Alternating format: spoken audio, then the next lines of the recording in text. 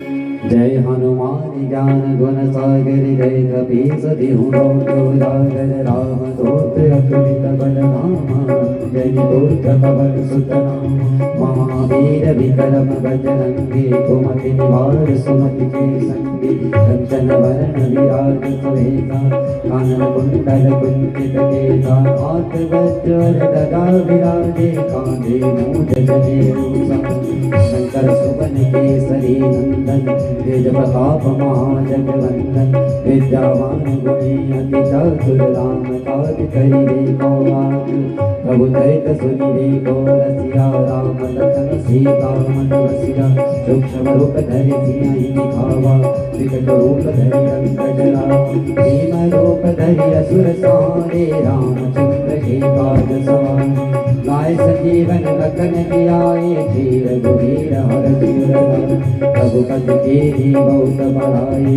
तुम मम प्रिय भरत सम भाई सहस बदन तुमरो यश गावे यश कई श्रीपति अनेकाधिक ब्रह्मादि मुनीसा नारद सारद सहित अहिंसा नम कुबेर जहाँ पे कभी कोविद कही सके कहाँ पे तुम उपकार सुग्रीव कीन्हा राम मिलाए राजपथ दीन्हा तुमरो मंत्र विभीषण माना लंकेश्वर भय सब जग जाना जुग सहस्र योजन पर भानु दिव्योताहि मधुर फल जानु तबो मोति कांति विमुख माहि विलांग गए अचरज नाहि दुर्गम काल जगत के जेते सुगम गए राम रुआरे तुम रखवारे हो तना आज्ञा बिनु पैसारे सब सुख रहे तुम्हारी शरणा तुम रक्षक काहू को डरना आपन तेज समारो आके तीनों लोक आपने गाके भूत पिशाच निकट नहीं आवे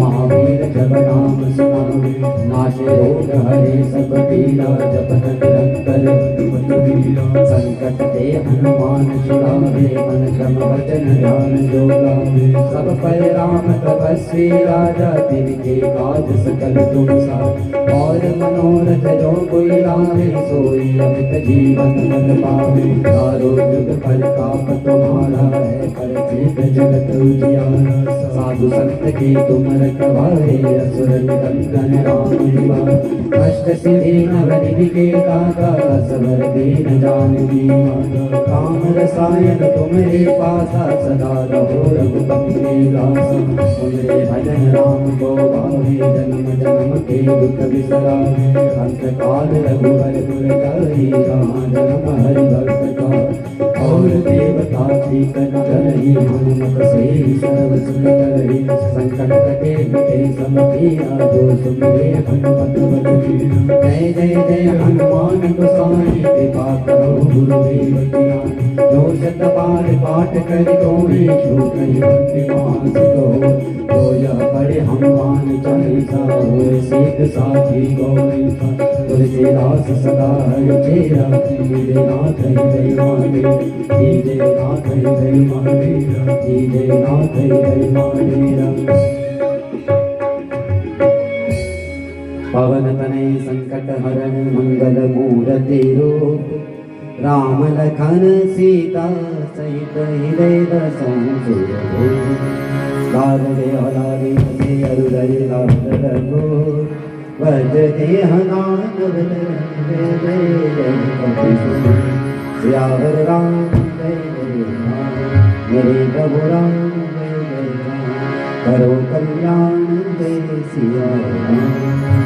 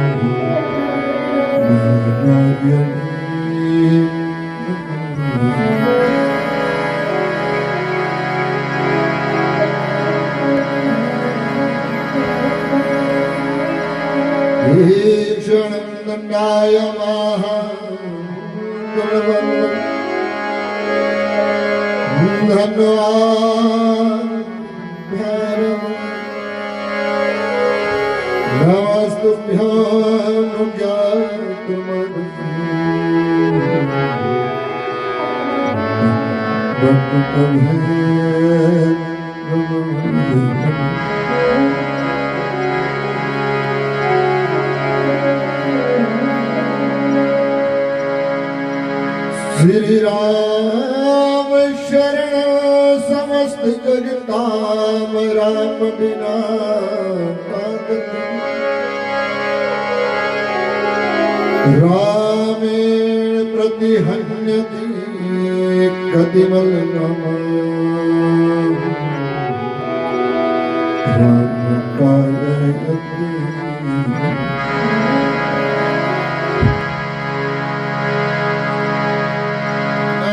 हनुमते तुभ्यं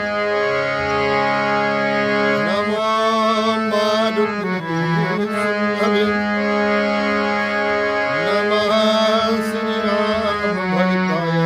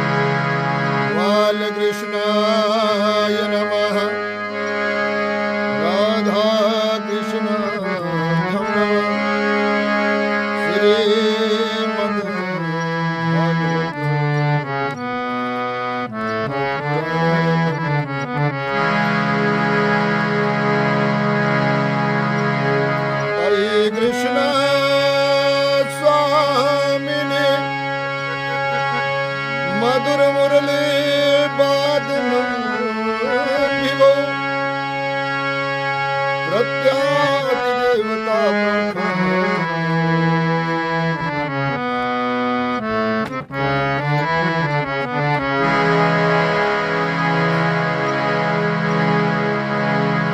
ध्येयं सदा परिभव विभग्न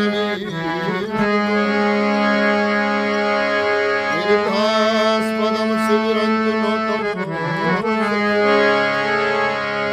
विद्यार्थी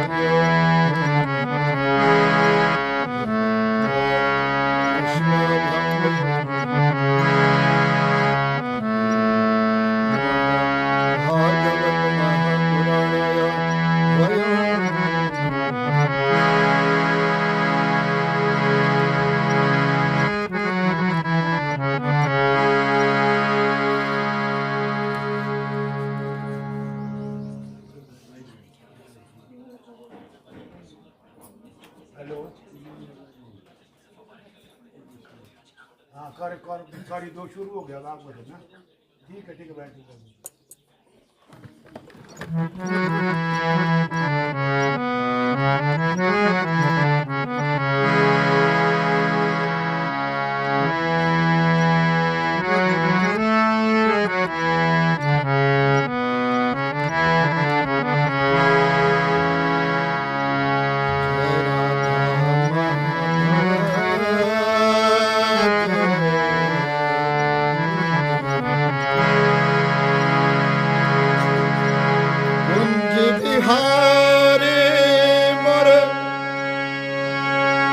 कुंज विहारी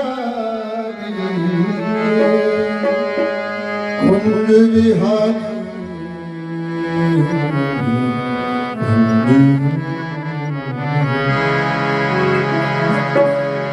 जय राधा माधव जय कुंज विहारी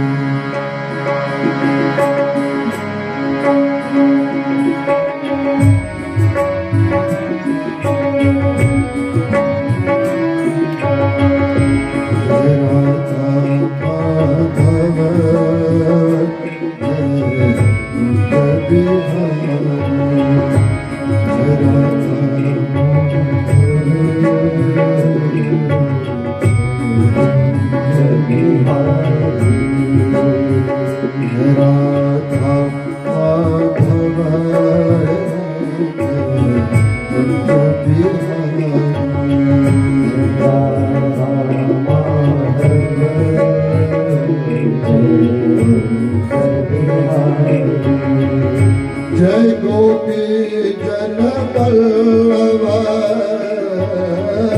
जय गोपी जन वल्लभ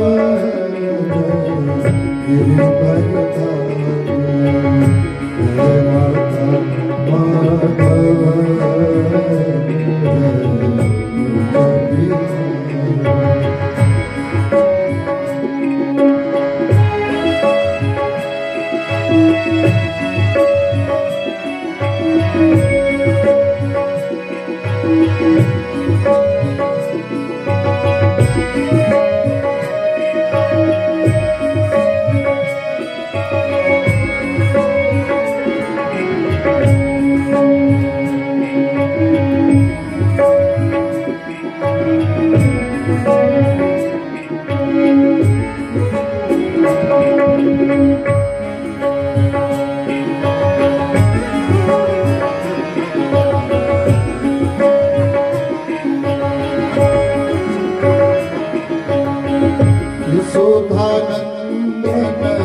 ब्रिज जन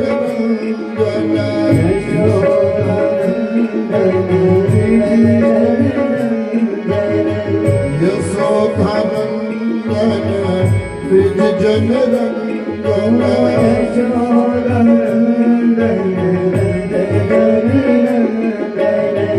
यमुना तीर बलिहारी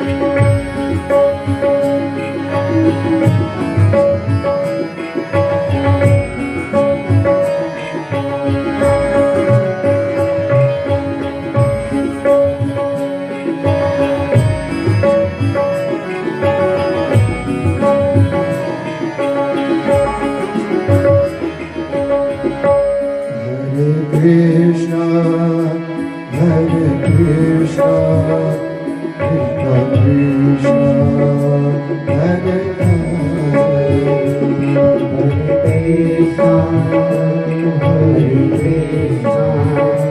Krishna Krishna, Hare Hare, Hare Rama, Hare Rama, Rama Rama, Hare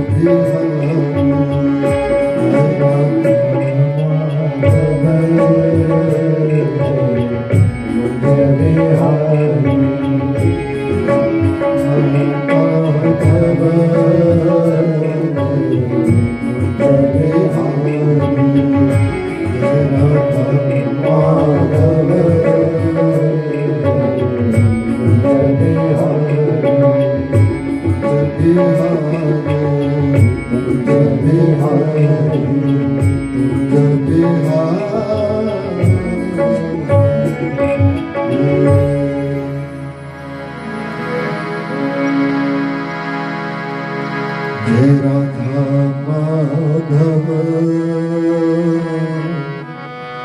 Kunj Bihari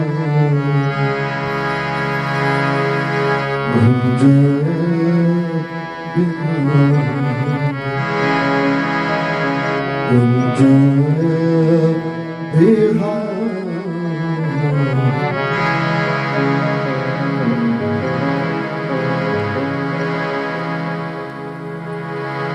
परम पूजनीय करुणा बरनल अधिकारी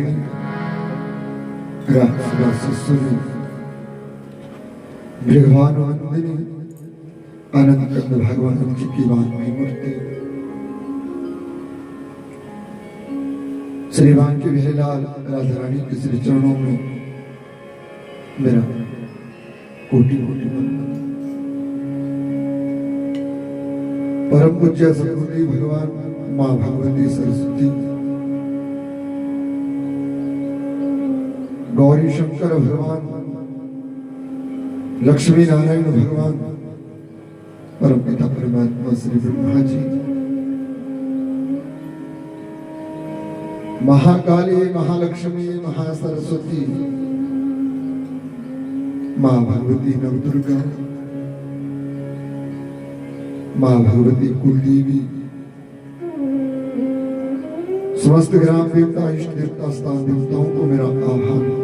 आओ इस यज्ञ मंडप में अपना अपना स्थान ग्रहण करें। अभाइत माँ भगवती गंगा मैया यमुना मैया माँ भगवती सरस्वती प्रयागादि संगम स्थान काशी विश्वनाथ भगवान, वृंदावन हरिद्वार मार्कंडेय जैसे पुण्य तीर्थ, श्रीमंत दशराम जुन्ना अखाड़ी के लिए सभी संतों को, सभी महंतों को, गुरुमूर्तियों को मेरा इस व्यासपीठ से कोटि कोटि वंदन। वंदन करता हूं भगवान श्री राधा वल्लभ सरकार की बागवी मूर्ति श्रीमद् भागवत महापुराण कल्पतरु,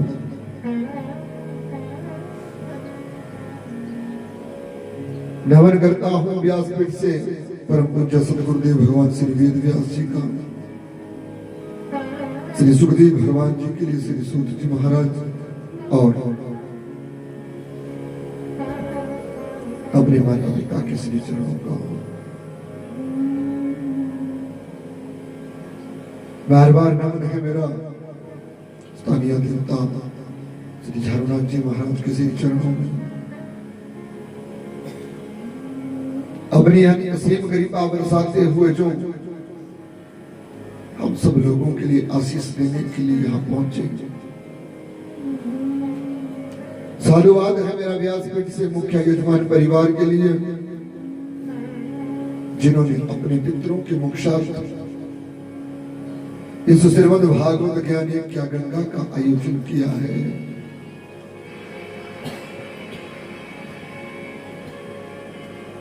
बार बार मेरे ठाकुर जी से यही प्रार्थना, प्रभु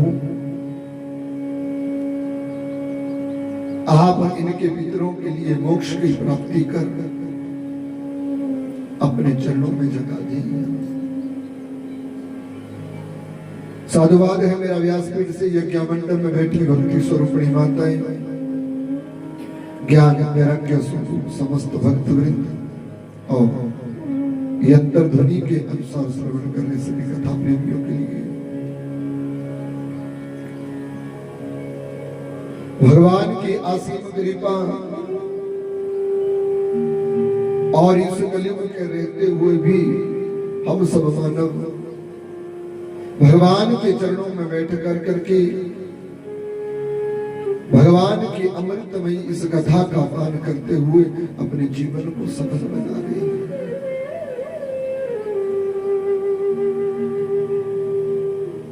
कलयुग का प्राणी भक्ति भाव ज्ञान और वैराग्य को प्राप्त करने के बाद देवताओं से भी ज्यादा अपने जीवन को भाग्यप्रद समझता है, जब उसके जीवन में भागवत स्वरूपी अमृत का पान हो जाता है।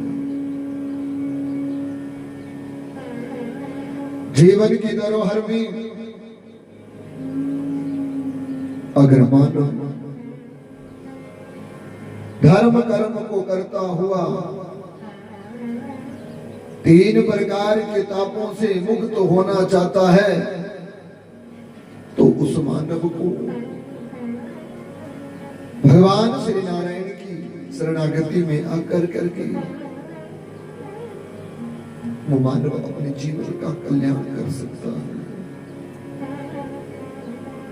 ऐसे ही पवित्र श्रीमद् भागवत महापुराण की गाथा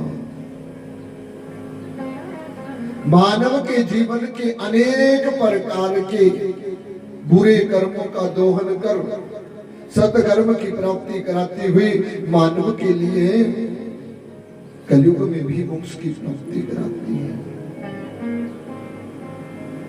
तो ये पवित्र गाथा संतों की वाणी है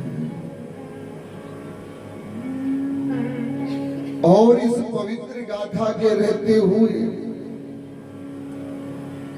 मानव अपने जीवन में जब भी इस ज्ञान यज्ञ गंगा में गोता लगाता है, धर्म अर्थ काम और मोक्ष को प्राप्त होकर वे जन्म मरण के चक्कर से छूट जाता है।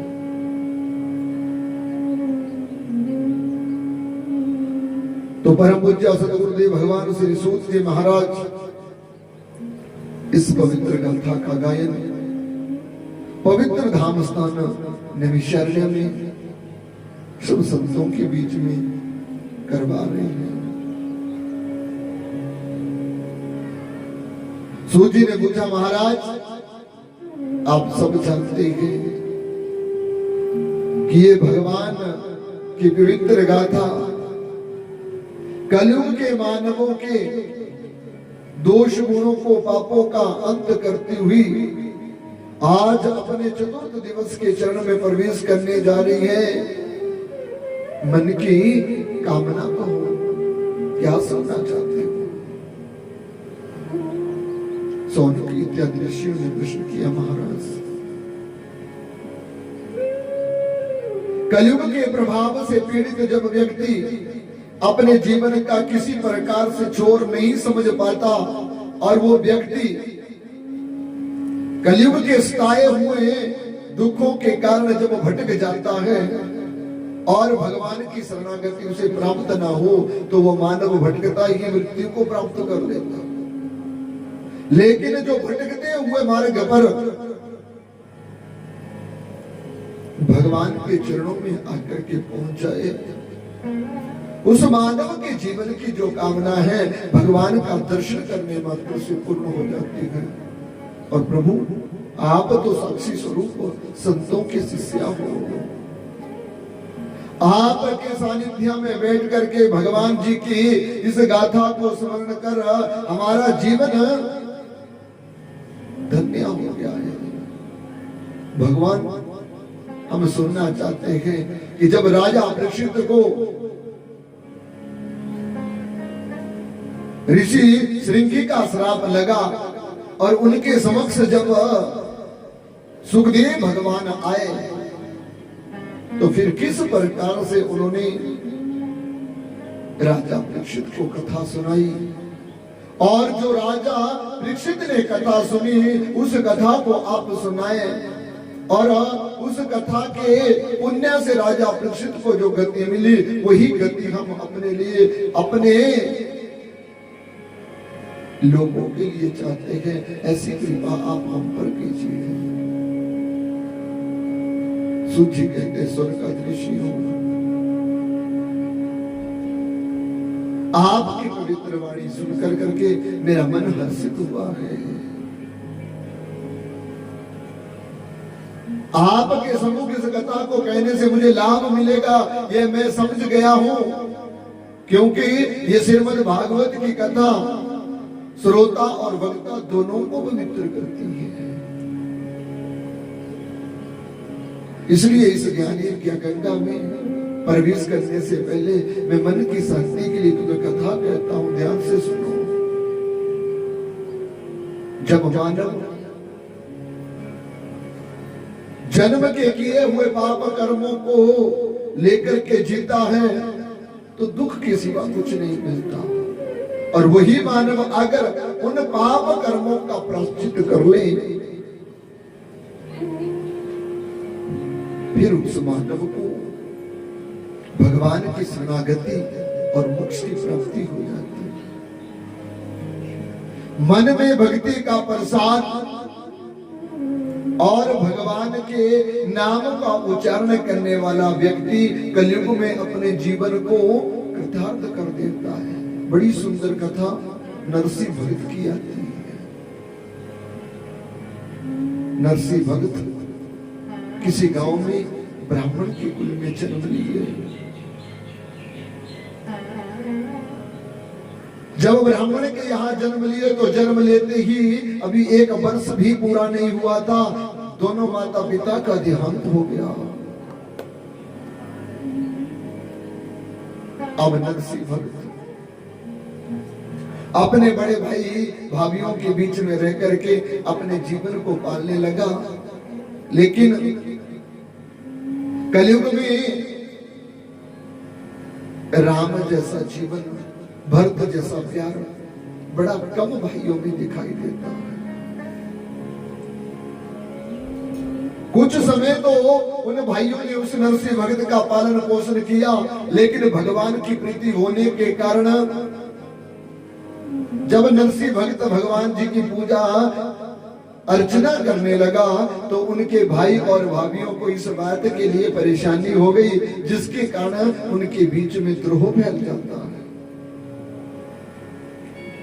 नरसिंह भक्त संतों का सेवक, भगवान का सेवक, ब्राह्मणों का पूजनीय और सत्संग करने वाला था। उसके भाई उसे इस सत्संग से विमुख करना चाहते थे, लेकिन जब नरसिंह भक्त ने भगवान की भक्ति नहीं छोड़ी और भगवान की भक्ति के साथ वो भले ही जीवन में दुख प्राप्त किए, लेकिन फिर भी उन्होंने भगवान के प्रति जो दृढ़ निश्चय विश्वास था उसे कायम रखा। समय की बात है,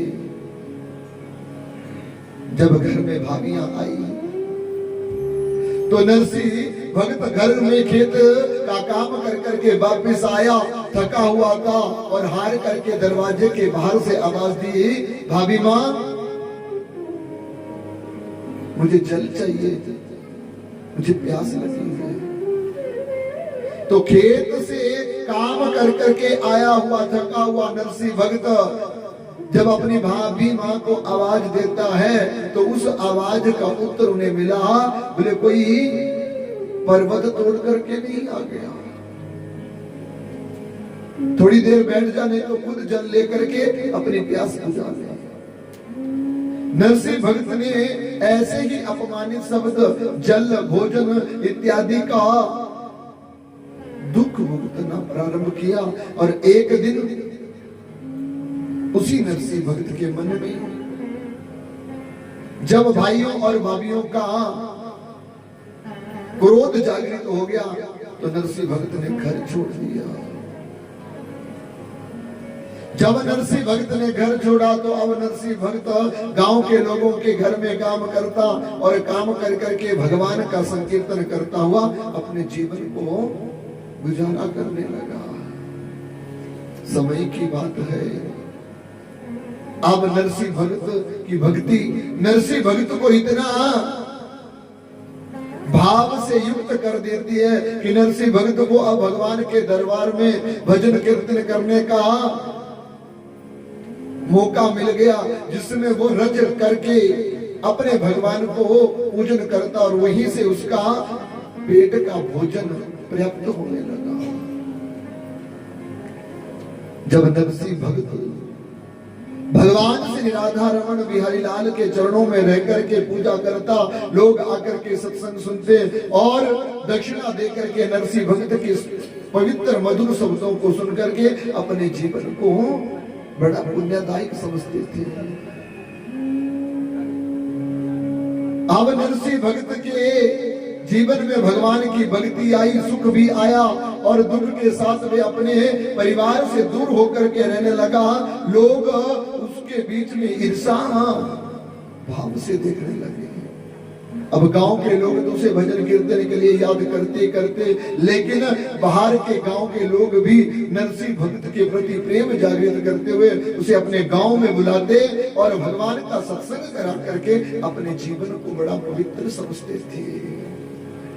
भाई और भाभियां ये सब देख कर करके बड़ी जलन करती थी।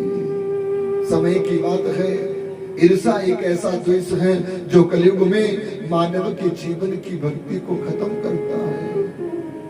गांव के लोग भी अब नरसिंह भक्त के साथ ईर्षा करने लगे और ईर्षा इतनी फैल गई जिसके कारण नरसिंह भक्त अब उस गांव में रहना नहीं चाहता था। लेकिन गांव छोड़ करके जाता कहां, क्योंकि उस गांव में उसके प्रभु रहते थे और प्रभु की मूर्ति को उठा नहीं सकता था। इसलिए नरसिंह भक्त वही भगवान के चरणों में रो करके अपने जीवन का गुजारा करता रहा। एक दिन की बात है,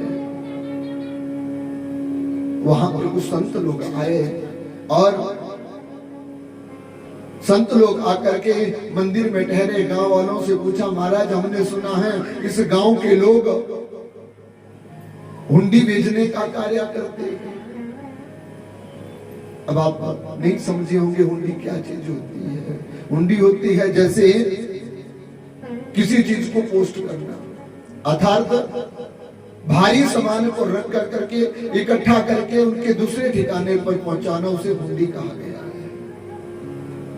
तो उस गांव के लोग उन यात्रियों के सामान को हुंडी बना कर करके दूसरी जगह वहां पहुंचाते थे। तो गांव के लोग ईर्षा के कारण नरसिंह भक्त को भी हुंडी का कार्य करने के लिए उन संतों के बीच में चर्चा करते। संतों ने कहा वैसे तो पास में है नहीं, लेकिन आप हमारी ये हुंडी भगवान जी के स्थान पर पहुंचा देना, हम वहां पर उसे ग्रहण कर लेंगे। तो व्यापारियों ने नरसिंह भक्त का मजाक बनाते हुए उन संतों का मजाक बना करके कहा, बोले महाराज हमारे पास तो हुंडी का जो कार्य था वो पूर्ण हो गया है, लेकिन नरसिंह नाम का ये का तुम्हारे जैसा ही भक्त इस गांव में रहता है, तुम उसको पूछ लो अगर वो तुम्हारा काम कर दे। जब ऐसा कहा तो वो संत भोले थे, आकर के नरसिंह के पास पहुंचे। नरसिंह भक्त के पास जब पहुंचे तो उन संतों ने कहा, महाराज आप व्यापारी हो और हुंडी का कार्य करते हैं, तो हम निर्धन गरीब साधु संत हमारा ये सामान भगवान के धाम में तुम अगर हुंडी कर करके पहुंचा दो तो बड़े कृतार्थ होंगे। नरसिंह ने पूछा, तुम्हें मेरे पास किसने भेजा? बोले महाराज गांव के लोगों से आपका बारे में परिचय हुआ, इसलिए हम आपके पास आए। अब संतों का आदर करना, ब्राह्मणों का सम्मान करना नरसिंह भक्त का प्रथम धर्म था। इनकार नहीं कर सका, लेकिन उस सामान को लेकर के ठाकुर जी के दरबार में पहुंचा और कहा, प्रभु मैं तो कभी इस कार्य को किया नहीं हूँ, लोगों ने इन संतों को ठग कर करके मेरा मजाक बनाने के लिए इन्हें मेरे पास भेज दिया। अगर मैं इन्हें इनकार कर दूं तो इनके मन से दुख निकलेगा, मैं श्रापित हो जाऊंगा। अगर हाँ कर दूं तो प्रभु इस कार्य को कौन करेंगे? शास्त्र कहते हैं कि जब जीवन का सब भार सौंप दिया है उसके हाथों में, तो बड़ी से बड़ी कठिनाई भी मानव के जीवन से कट जाती है। नरसिंह भक्त ने क्या किया, वो सामान लिया और सामान लेकर करके भगवान जी के पास चरणों में रोने लगे और संत लोगों को विदा कर दिया। अब होता क्या है, नरसिंह भक्त किसी स्टेशन को नहीं जानता था, किसी गाड़ी को नहीं जानता था, सामान कैसे भेजूं इसके बारे में भी कोई पता नहीं था। नित्यावृत्ति उन संतों के द्वारा मुझे श्राप मिलेगा, इस बात को देख करके भगवान जी को पुकारते, प्रभु मेरी ऊपर कृपा करो, कोई रास्ता निकालो। अब वो संत लोग तो चले गए और जाकर के अपने स्टेशन पर पहुंच जाते हैं। जब स्टेशन पर पहुंचे तो गाड़ी आई, एक गाड़ी आई, दूसरी गाड़ी आई, लेकिन किसी भी गाड़ी में उनका सामान नहीं। नरसिंह भक्त भगवान जी के चरणों में रो रहा है और संत लोग उस स्टेशन पर जाकर करके नरसिंह का नाम ले लेकर के पुकारते, अरे भैया कोई बताओ तो सही नरसिंह भक्त का सामान कहां उतरता है? तो उस स्टेशन पर जो व्यक्ति थे वो नरसिंह को नहीं जानते थे और नरसिंह नाम का कोई व्यापारी भी हुंडी का कार्य नहीं करता था। जब उन संतों ने उनसे पता किया तो बोले, महाराज यहाँ पर तो कोई भी नरसिंह भक्त का स्टेशन नहीं, ना ही कोई सामान उनका आया है। अब संत लोग अपने को ठगा हुआ समझे, उससे पहले ही मेरे ठाकुर जी नरसिंह का रूप लेकर करके उन सब संतों का सामान अपने पीठ में धर कर करके जोर जोर से आवाज लगाने लगे, भैया कौन संत है जिनका सामान ऐसे एक जगह से आया है? जैसे ही संतों ने वो आवाज सुनी दौड़ करके आए और पूछा, बोले महाराज तुम कौन है? बोले मुझे सांवला सरकार कहा करते हैं और मैं नरसिंह भक्त का व्यापारी हूँ, उन्हीं के पास तुम सामान छोड़ करके आए, इसलिए आपका सामान वापस करने के लिए आया हूँ।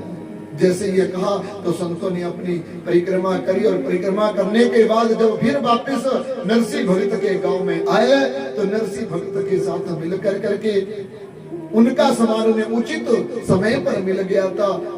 धन्यवाद करने के लिए जब पहुंचे तो नरसिंह भक्त से मिले, और नरसिंह भक्त से जब मिले तो उनकी खूब प्रशंसा करते हुए उन्हें आशीर्वाद देने लगे। नरसिंह भक्त समझ गया ये मेरा काम नहीं, ये मेरे ठाकुर जी का काम है, जिसके कारण आज इन संतों ने मुझे आशीर्वाद दिया है। कहने का सिर्फ इतना ही मतलब है कि जो दुनिया का ठगा हुआ है, दुनिया का सताया हुआ है, अगर वो मेरे ठाकुर जी के चरणों में आकर के बैठ जाए तो जीवन के सताए हुए को यहाँ पर अमृत के प्याले पिलाए जाते हैं। दुनिया का दुखियारा दुख को भोग कर करके जो जीवन से हार गया हो, वो अगर इस सत्संग गंगा में आ जाता है तो सत्संग गंगा में आकर के उस मानव का कल्याण हो जाता है।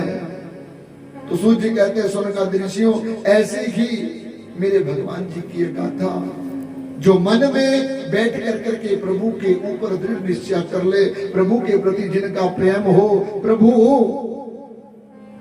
जिनके हृदय में समाया हो, वही भगवान मानव के जीवन का कल्याण करते हैं। सत्संग में बैठा हुआ व्यक्ति अगर जीवन में सत्संग की परिभाषा को सीख ले, सत्संग की गंगा में स्नान कर ले, तो कहा जाता है कलयुग का कितना भी बड़ा पापी क्यों ना हो, वो भी सत्संग की गंगा में आकर के अपने जीवन को कल्याणित कर देता है। सूची कहते सुन का दृश्यों, ऐसी श्रीमद् भागवत की कथा और भगवान की लीला है। जो मानव संयोग के कारण सत्संग में बैठ कर करके अपने जीवन को लगाता है ना, वो भव से पार हो जाता है। लेकिन कलयुग में कुछ लोगों की आदत होती है, आते तो सत्संग में है लेकिन होते कहाँ इस बात का कोई पता नहीं होता है। आते तो सब लोग कथा सुनने ही है, लेकिन मन कथा से बाहर हो फिर पुण्य नहीं मिल पाता है। कोई भक्त था नृत्य प्रति सब संतों के पास जाता, संतों के पास जाकर करके बार बार कहता, महाराज मुझे ज्ञान प्राप्त नहीं हुआ, मुझे ज्ञान प्राप्त नहीं हुआ, मुझे ज्ञान प्राप्त नहीं हुआ। बहुत गुरुओं के चरणों में जा चुका हूं, लेकिन बालक को ज्ञान नहीं मिला।